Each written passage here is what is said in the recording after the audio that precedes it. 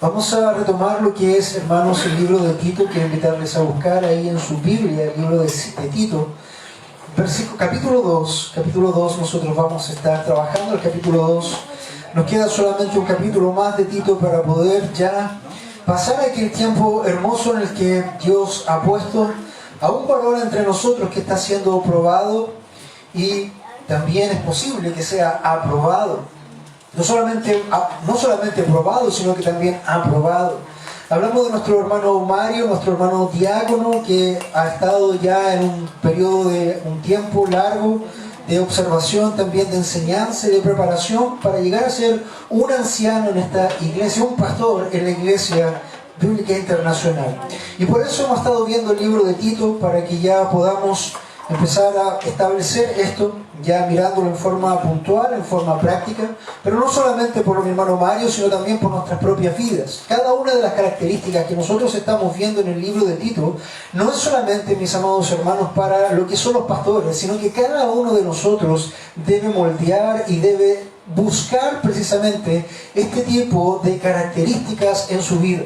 Recuerde que el propósito de usted, amado hermano, no es ser el más grande con respecto a dones o talento, no es ser el más grande en cuanto a milagros o en cuanto a visualizaciones en la red. Lo importante, hermano, es que usted sea conformado al molde de Jesucristo, el perfecto Hijo de Dios. Esa es nuestra meta. Entonces, en ese sentido, vamos a recordar, amado hermano, lo que estamos viendo. La semana pasada, o la anterior, vimos la sana doctrina entre los grupos de la iglesia y hablamos precisamente cómo debería ser la conducta de los hombres mayores o los ancianos en la iglesia, la conducta de las mujeres casadas o ancianas en la iglesia, para poder ministrar también a otros. Y también hablamos de los jóvenes en la iglesia. El día de hoy vamos a tomar el capítulo 2, del versículo 7 al 15, para hablar de ejemplo y autoridad de un liderazgo bíblico. Ejemplo y autoridad de un liderazgo bíblico. Recuerda que después de dar todas estas amonestaciones, estos ánimos, Pablo le dice a Tito y lo confronta, lo anima precisamente a lo que debe ser como ejemplo y la autoridad delante de la iglesia. Vamos a leer el pasaje que está ahí en Tito 2, del 7 al 15. Dice la palabra del Señor en Tito 2, del 7 al 15. Muéstrate en todo como ejemplo de buenas obras, con pureza de doctrina, con dignidad, con palabra sana e irreprochable, a fin de que el adversario se avergüence al no tener nada malo que decir de nosotros. Exhorta a los siervos a que se sujeten a sus amos, en todo que sean complacientes, no contradiciendo, no defraudando, sino mostrando toda buena fe, para que adorne la doctrina de Dios nuestro Salvador en todo respecto. Porque la gracia de Dios se ha manifestado, trayendo salvación a todos los hombres, enseñándonos que, negando la impiedad y los deseos mundanos, vivimos en este mundo sobria, justa y piadosamente, aguardando la esperanza bienaventurada y la manifestación de la gloria de nuestro gran Dios y Señor y Salvador Cristo Jesús, a quien se dio a sí mismo para nosotros, para redimirnos por toda iniquidad y purificar para sí un pueblo para posesión suya, celoso de buenas obras. Esto habla, exhorta y reprende con toda autoridad, que nadie te menosprecie. Amado Dios, vamos delante de su presencia en esta hora. Señor, en el mismo espíritu en que hemos entrado a esta predicación, te rogamos, Señor, que tu Espíritu Santo se mantenga en nuestras vidas con esa atención. Sabemos que el Espíritu Santo hace morada en nuestras vidas, pero nuestro clamor es que el control del Espíritu Santo sea tomado en esta hora para cada uno de los que escuchan. Señor, que tu palabra sea expuesta en la forma en que tú lo estableces y que pueda tu Espíritu Santo quebrantar, exhortar, animar, Señor, a cada uno de los presentes. Con temor y temblor nos presentamos delante de tu presencia una vez más, abriendo tu palabra y rogándote que seas tú hablando a tu pueblo. Lo rogamos en el nombre de Jesús. Amén. ¿Cómo está, hermano? ¿Estamos aquí? ¿Estamos presentes? Amén. Amén. Amén. Eso es bueno. Bien, vamos a comenzar delineando algunas cosas bastante importantes, porque lo primero que el apóstol Pablo le dice a Tito es: Sé un ejemplo en el liderazgo bíblico. Sé un ejemplo. Esto es lo que tenemos que ver en nuestros pastores, en nuestros ancianos, en nuestros diáconos, pero también en cada uno de los miembros de la iglesia y también en cada uno que es un discípulo de Jesucristo. Sé un ejemplo en el liderazgo bíblico. Y comienza Pablo exhortando a Tito y le dice: muéstrate en todo como ejemplo de buenas obras. Y hermanos, esta idea de muéstrate no es la idea del mostrarse. Hay una diferencia grande en vivir una vida que sea genuina y en tratar de ponerse delante para ser visto.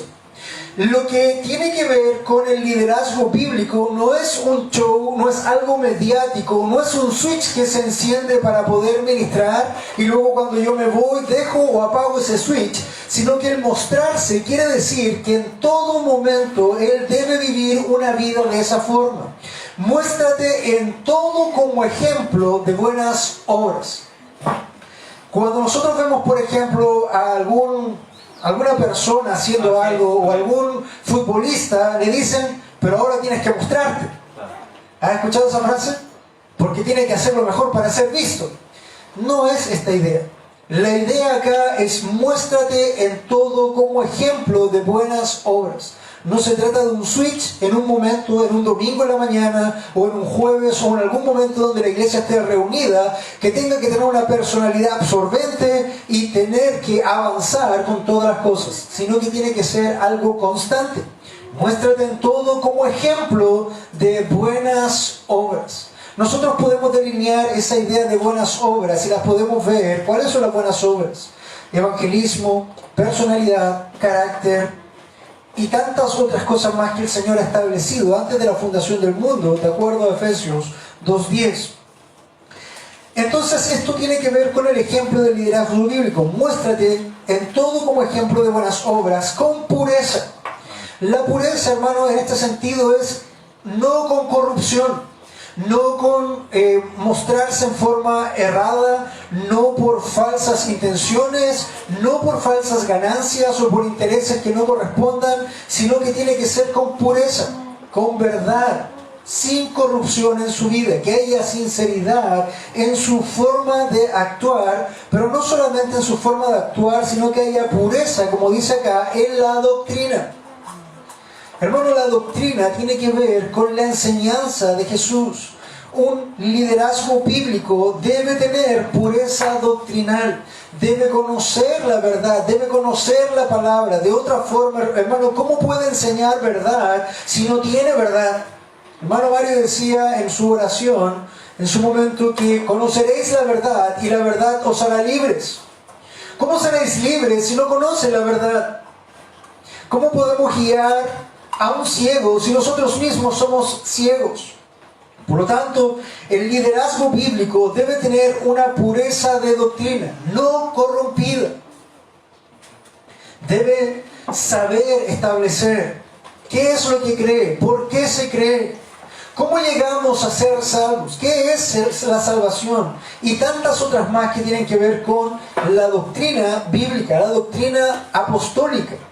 Recuerden, cuando hablamos de la doctrina apostólica, hablamos de que la iglesia está basada sobre la doctrina de los apóstoles. No que haya apóstoles vigentes en este lugar, sino que nosotros traemos la doctrina de los apóstoles de Jesucristo. También dice que Él debe ser un ejemplo no solamente en buenas obras y en pureza doctrinal, sino que también debe ser digno, debe tener dignidad. Y esa idea, hermano, de dignidad tiene que ver con que sea una persona seria, una persona estable. Eso tiene que ver con dignidad, que sea estable. No que un día sea para un lado y del otro para el otro. No puede ser un día de la U y el otro día del Colo. Eso no es así, ¿verdad? No se da en la vida real, pero debe ser estable. Debe ser un camino, hermano, que comience a andar y se mantenga sin vaivenes o con pocos vaivenes para poder llegar y ser confiable, con dignidad, serio, grave incluso. ¿Han escuchado cuando alguien dice, se puso grave? Bueno, esa es un poco la idea, la grave de la seriedad del asunto.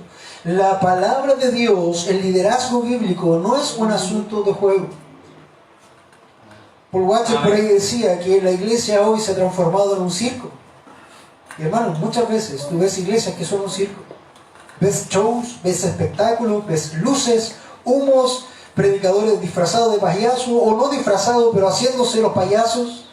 Y hermanos, la palabra de Dios, el ministerio, es digno, es serio, es estable. En otras palabras, como decía también el griego acá, es grave, es de poner atención a ello.